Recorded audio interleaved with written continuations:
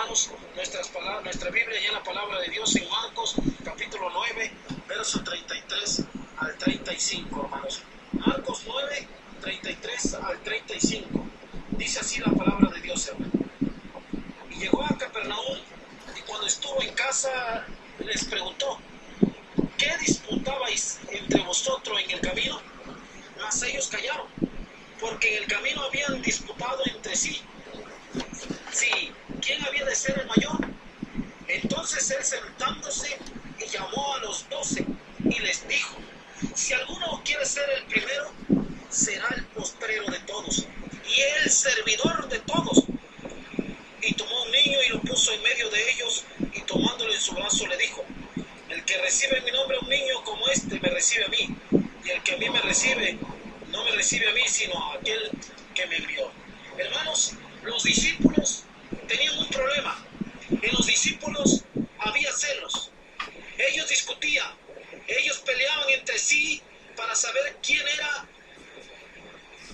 el que ocupaba el primer lugar en la vida de nuestro Señor Jesucristo. Mas sin embargo Jesús le dijo: ¿qué peleaban? ¿Qué les preocupa a ustedes ocupar un primer lugar? Cualquiera que quiera ser mayor en el reino debe ser, ¿qué, hermanos? El servidor de los demás. Y esto es muy difícil, porque muchos nos llamamos siervos de Dios. Pero realmente, hermanos, ¿qué es ser un siervo de Dios? ¿Qué significa? ¿Qué implica ser un siervo de Dios, hermanos? Y es que un siervo de Dios debe tener, amados hermanos, muchas características. Y una de las características que el siervo de Dios debe tener, hermanos, para ser un verdadero siervo de Dios, es que debe ser sufrido, hermanos. Sí, hermanos, el siervo de Dios debe ser sufrido, debe saber que va a sufrir y debe estar dispuesto a sufrir si verdaderamente quiere ser un siervo de Dios. Y vamos a ver, hermanos, en esta noche este tema, el siervo de Dios. ¿Cómo debe ser el siervo de Dios? Y en primer lugar, el siervo de Dios debe ser sufrido. En la segunda carta a los Corintios, capítulo 1, verso 8 y 9, dice: porque, hermanos, no queremos que ignoréis acerca de nuestras tribulaciones que nos sobrevino en Asia, pues fuimos abrumados sobremanera, más allá de nuestras fuerzas, de tal modo que aún perdimos la esperanza de conservar la vida. Pero tuvimos en nosotros mismos sentencias de muerte, para que no confiésemos en nosotros mismos, sino en Dios, que resucita a los muertos. El apóstol Pablo describe su vida cristiana, su vida como siervo de Dios, una vida en peligro, una vida al borde de la muerte. Y nosotros conocemos la vida de Saulo, conocemos la vida de este apóstol llamado Pablo. Y este apóstol fue apedreado en Listra, este apóstol fue encarcelado en Filipos. Y, hermanos, en Listra fue apedreado a tal manera que fue creído muerto, fue dado por muerto, fue descolgado en un cesto una vez para que salvara su vida. En aquella cárcel de Filipo, azotado el apóstol Pablo, sufriendo por el evangelio. Y si usted va, hermanos, al capítulo 11 de esta misma carta, en el verso 23 en adelante, el apóstol Pablo le describe a usted en la segunda carta de Corintios, capítulo 11, verso 23 en adelante. Dice el apóstol Pablo cómo fue, cómo sufrió, cómo anduvo en caminos de muerte, en caminos de minación, naufragó, fue azotado, fue apedreado. Describe la vida de un verdadero siervo de Dios. Una vida, hermanos, sin duda alguna, llena de sufrimiento, llena de dolor, llena de carencias, llena de obstáculos. Pero ninguna de estas cosas lo detuvo. Nada le permitió al apóstol Pablo, hermanos, parar su propósito y seguir llevando la vida de un verdadero siervo de Dios, hermanos. El apóstol Pablo decía, hermanos, que para él el morir era ganancia y el vivir era Cristo. Estaba dispuesto a sufrir hasta la muerte, hermanos. Y el apóstol Pablo, como un verdadero siervo de Dios, sufría, padecía. Tú pues, hijo mío, le dice a Timoteo, sufre penalidades como buen soldado de Jesucristo. Un siervo de Dios debe estar consciente, hermanos, que va a sufrir, que va a padecer. Pero muchas veces, hermanos, como siervos de Dios, nos viene una enfermedad y renegamos de Dios. Pasamos un problema familiar, renegamos de Dios, cuestionamos a Dios, encaramos a Dios. Pero un verdadero siervo de Dios debe estar dispuesto, hermanos, a sufrir, a padecer por el Señor, mis amados hermanos. Pero no solamente el siervo de Dios debe ser sufrido, sino que el siervo de Dios debe ser incansable. Sí, hermano, escuchó bien, debe ser incansable. ¿Qué es ser incansable, hermanos?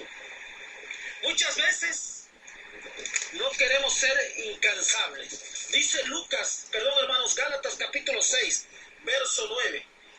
Gálatas capítulo 6, verso 9, dice, no nos cansemos pues de hacer el bien, porque a su tiempo segaremos, ¿qué, hermanos? Si no desmayamos. Hermanos, el siervo de Dios debe ser incansable, pero muchas veces, tristemente, la iglesia tiene reunión los martes, los jueves, los domingos en la mañana y en la tarde. Y el hermano dice, no, ya fui el martes, no voy el jueves. Ya fui el miércoles, no voy el viernes. Ya alabé a Dios, ya estoy cansado. Ya fui el domingo en la mañana, ya no voy a ir al servicio de la tarde. Porque no es un verdadero siervo de Dios. Porque un verdadero siervo de Dios, hermanos, es un siervo incansable, hermanos. Debe ser incansable. Dice Hebreos, corre con paciencia la carrera que, hermanos, que tenemos por delante. Es una carrera que no te debes de cansar. Es una carrera que debes de correr. Debes recorrerla, hermano. Como aquellos competidores que aunque sufren de calambre, aunque sufren de dolor, son incansables y llegan hasta la meta. Hemos visto videos conmovedores, cómo llegan agonizando, porque son incansables, hermanos. No temas ni desmayes, vas a padecer, pero tú sé fiel hasta la muerte. No te canses. El siervo de Dios debe ser, hermanos, incansable, hermanos. ¿Qué tanto estás dispuesto? ¿Qué tanto caminas? ¿Qué tanto sufres por el Señor, hermanos? Que muchas veces nos vivimos quejando. No estamos dispuestos a dar algo, un esfuerzo, un extra para servir a nuestro Dios. Si tú, hermano, si tú, hermana, que me escuchas, yo, hermanos, queremos ser un verdadero siervo de Dios, debemos de ser incansables, hermanos. Dice, hermanos, en Apocalipsis, en el capítulo 3, verso 11. He aquí yo vengo pronto, retén lo que tiene, para que ninguno tome tu corona. Retén, no te canses, no desistas. Llega hasta el final, para que nadie tome tu corona. Pablo fue incansable y dijo, he peleado la batalla, he acabado la carrera, he guardado la fe. Pero mi amado hermano, sé incansable. Si hay que ir a predicar, ve a predicar. Si hay que ir a visitar, ve a visitar. Si hay que congregarse martes, jueves y sábados, hay que hacerlo, hermano. Porque un verdadero siervo de Dios es como, hermanos, incansable. Pero también otra característica que debe tener el siervo de Dios, hermanos, es que el siervo de Dios debe ser entusiasta, hermanos. Sí, hermano, entusiasta. Muchas veces escuchamos predicaciones, escuchamos cantos, que la iglesia lo canta, hermanos, como que estuviéramos cansados, como que no hubiera ánimo, como que no hay deseo en la iglesia. Hermanos, vamos a glorificar el nombre de Dios. Amén. Y la iglesia, hermanos, no contesta. La iglesia está muerta. La iglesia no tiene entusiasmo. Dicen y han juzgado a la iglesia de nuestro Señor Jesucristo como una iglesia aburrida, como una iglesia apática. Pero eso es mentira. La iglesia debe ser alegre, debe ser entusiasta, debe ser positiva, hermanos. Hermanos, vamos a cantar grande gozo. ¿Y cómo cantamos? Grande gozo. No, hermano, canta con ánimo, canta con deseo. Grande gozo hay en mi alma hoy. Con deseo, con alegría, hermanos. Eso es lo que quiere el Señor. Pablo y Silas, presos en Filipos, azotados, habían sido golpeados, habían sido puestos en una condición dura, pero ellos eran entusiastas, hermanos. ¿Qué hacían Pablo y Silas a la medianoche? Cantaban himnos al Señor gozosos. Y dice la palabra de Dios, gozosos, y los presos les oían. ¡Qué verdaderos siervos de Dios! Para ser entusiasta, para mantener el ánimo, para mantener el espíritu, a pesar, hermanos, que habían sido azotados. Ellos, hermanos, cantaban con entusiasmo. Iban a heredar la tierra prometida, hermanos. Se iba a heredar la tierra prometida. ¿Y qué pasó, mis amados hermanos? Mandaron a 12 espías, 12 personas que fueran a observar, que vieran la tierra. Pero 10 de ellos fueron pesimistas. Regresaron y ¿qué dijeron, hermanos? Es una tierra mala. Es una tierra que traga a sus moradores. Es una tierra que no vale la pena vivir en ella. Mas sin embargo hubieron 2 siervos de Dios que fueron entusiastas, que vieron lo positivo, que vieron lo alegre y dijeron, es tierra buena, es tierra fértil, es tierra que fluye leche y miel. Qué manera de ver las cosas, qué entusiasmo. Josué y Caleb. Necesitamos más Josué y más Caleb en la iglesia. Necesitamos más Pablo y Silas en la iglesia, hermanos. Hermanos que sean gozosos, que sean entusiastas al orar, al cantar, al predicar, hermanos, al tomar la cena, al ofrendar, hermanos. Son tantos aspectos que el cristiano puede mostrar el entusiasmo en la iglesia. Hermano, vamos a visitar a tal hermano. Ay, hermano, ese hermano ya ni se quiere congregar. Este hermano ya, hombre, ya está perdido. No, hermano, sé positivo, sé entusiasta y haz como un verdadero siervo de Dios todo el trabajo que Dios requiere. ¿Cómo, hermanos?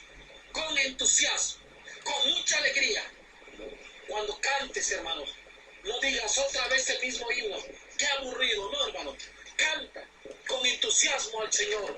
Canta con gozo, porque el siervo de Dios debe ser entusiasta, hermanos. Pero no solamente el siervo de Dios debe ser entusiasta, hermanos. El siervo de Dios debe ser responsable, hermanos. Sí, responsable. ¿En qué manera? Al orar. ¿Cuántas veces, hermanos, oras? Debemos de orar al levantarnos, al acostarnos, por la comida, por las necesidades que hay. No te canses, hermano. Sé responsable con tu oración. Orar por los enfermos, orar por los gobernadores. Hay tantas cosas por las cuales el siervo de Dios debe de orar. Y debe ser, ¿qué, hermano? Responsable en la oración. Responsable al congregarse, dice Hebreos, no dejando de congregarnos como algunos tienen por costumbre. Sí, hermanos, sé responsable a las reuniones, asiste a las reuniones, sé responsable al predicar, a salir a predicar el evangelio, sé responsable al participar de la comunión, que no seas indiferente, que no digas, si no participo este domingo no pasa nada, total, el otro participo. No, hermano, el siervo de Dios debe ser responsable, hermanos, responsable al participar de la cena, responsable al ofrendar, hermanos. Tenemos la obligación y el deber de ofrendar según hayamos prosperado. Si Dios te bendijo, tienes la responsabilidad de ofrendar, porque Dios ya te bendijo. Y el siervo de Dios debe ser responsable al cantar, a leer la Biblia, al salir a predicar, a cumplir cada uno de los mandamientos que Dios nos ha mandado, hermano. ¿Qué tan responsables somos? ¿O somos responsables en parte y en parte no, hermanos? Hay tantas cosas que hay de obligaciones en la congregación, hermano. Y debes de ser responsable, debo de ser responsable. La responsabilidad de la iglesia no es solamente del predicador. La responsabilidad de la iglesia es de cada uno de los miembros que conformamos el cuerpo